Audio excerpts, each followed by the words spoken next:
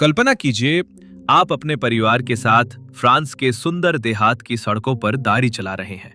हर तरफ हरे भरे खेत फैले हुए हैं, उनमें सैकड़ों गायें चर रही हैं। कुछ सफेद, कुछ भूरे, कुछ काले धब्बों वाली। प्रकृति की गोद में यह दृश्य इतना मनोहारी लगता है कि आप मुस्कुराए बिना नहीं रह सकते।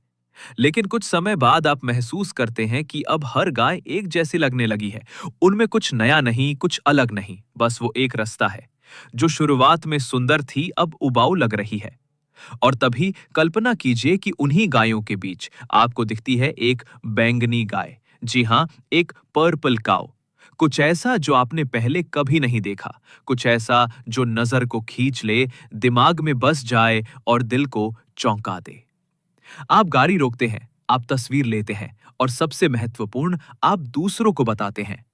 तुम यकीन नहीं करोगे, मैंने एक बैंगनी गाय देखी। यही है पर्पल काऊ का जादू। वो जो आम से अलग हो, वो जो ध्यान खींचे, वो जो चर्चा का विषय बन जाए। सेथ गॉर्डन इसी विचार के साथ हमें ये बताना चाहते हैं कि आज के बिजनेस और मार्केटिंग की दुनिया में सिर्फ अच्छा होना काफी नहीं है। आज के दौर में अगर आप साधारण हैं, तो आप अदृश्य हैं। आपका ग्राहक अब औसत में दिलचस्पी नहीं रखता। उसे चाहिए कुछ असाधारण, कुछ चौंकाने वाला, कुछ याद रखने लायक। एक समय था जब कंपनियां प्रोडक्ट बनाती थीं, फिर विज्ञापन एजेंसी को देती थीं और टीवी पर प्रचार करती थीं। ये मॉडल काम करता था, क्योंकि बाजार में विकल्प कम थे और ग्राहक सीमित जानकारी पर निर्भर था। लेकिन आज आज ग्राहक के पास अनगिनत विकल्प है। उसके पास समय नहीं है, ध्यान नहीं है, और वो हर उस चीज को अनदेखा कर देता है जिसमें कोई खासियत नहीं होती।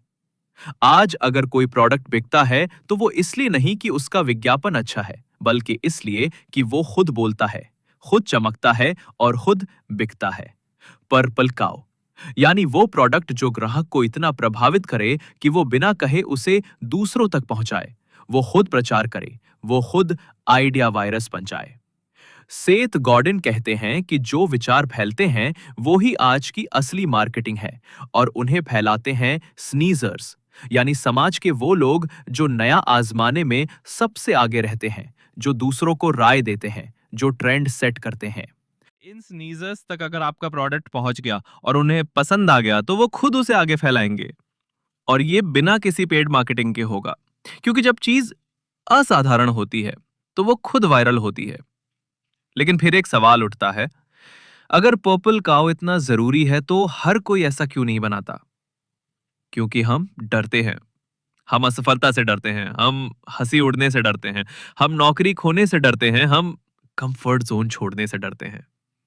लेकिन सेठ हमें चेतावनी देते हैं कि आज के युग में जो सबसे बड़ा रिस्क है, वो है कोई रिस्क ना लेना। क्योंकि सेफ चीजें अब मार्केट से गायब हो रही हैं। जो सभी के लिए होती हैं, वो किसी के लिए भी खास नहीं होती। आज की दुनिया में आपको खुद से ये पूछना होगा, मैं किसके लिए बना रहा हूं? क्या मेरा प्रोडक्ट किसी खास इंसान की समस्या हल करता है? क्या ये इतना अलग है कि लोग रुककर इसे देखें, समझें और आगे बताएं? पर्पल काऊ का अर्थ ये नहीं कि हर किसी को खुश करो, बल्कि इसका मतलब है उन लोगों को ढूंढो जो नए को अपनाने को तैयार हैं, और उनके लिए कुछ ऐसा बनाओ जिसे वे भूल ना सके। आपका लक्ष्य होना चाहिए अर्ली अडॉप्टर्स और इनोवेटर्स को जीतना, क्योंकि जब आप उन्हें प्रभावित करते हैं, तो वे आपको बाकी दुनिया से मिलवा देते हैं। किताब में दिए गए कुछ उदाहरण इसे और स्पष्ट करते हैं। जैसे ओटिस एलिवेटर, उन्होंने ऐसी लिफ्ट बनाई जिसमें आप पहले ही मंजिल चुनते हैं और सिस्टम आपको खुद सही लिफ्ट में भेज देता है। ये एफिशिएंट था, स्मार्ट था और इतना अलग था कि डेवलपर खुद ओटिस को ढूंढने लगे। या फिर VW बीटल, जो डिजाइन के हिसाब से परंपरागत कारों से बिल्कुल अलग थी, लेकिन उसी अलगपन ने उसे चर्चा का विषय बना दिया। या चिप कॉनले की होटल चेन, जो 5 स्टार नहीं थी, पर रॉक स्टार्स के लिए थीम बेस्ड होटल थी। उसने भीड़ को नहीं, एक खास समूह को ध्यान में रखकर खुद को रिमार्केबल बनाया। सेथ गोडिन बार बार ये बात दोहराते हैं, एवरेज इज इनविजिबल। अगर आप भीड़ में खो जाना नहीं चाहते, तो कुछ ऐसा बनाइए जो बोलने लायक हो, रिमार्केबल हो, असाधारण हो। आज की दुनिया में प्रोडक्ट में ही मार्केटिंग छुपी होनी चाहिए। आपको ऐसा अनुभव बनाना होगा जो याद रह जाए, ऐसा डिजाइन जो ध्यान खींचे, ऐसी कहानी जो फैल सके। पर्पल काव कोई मार्केटिंग टैक्टिक नहीं है। ये एक मानसिकता है, एक सोच है, एक दृष्टिकोण है जो कहता है अगर मैं अलग नहीं हूं तो मैं जिंदा नहीं हूं।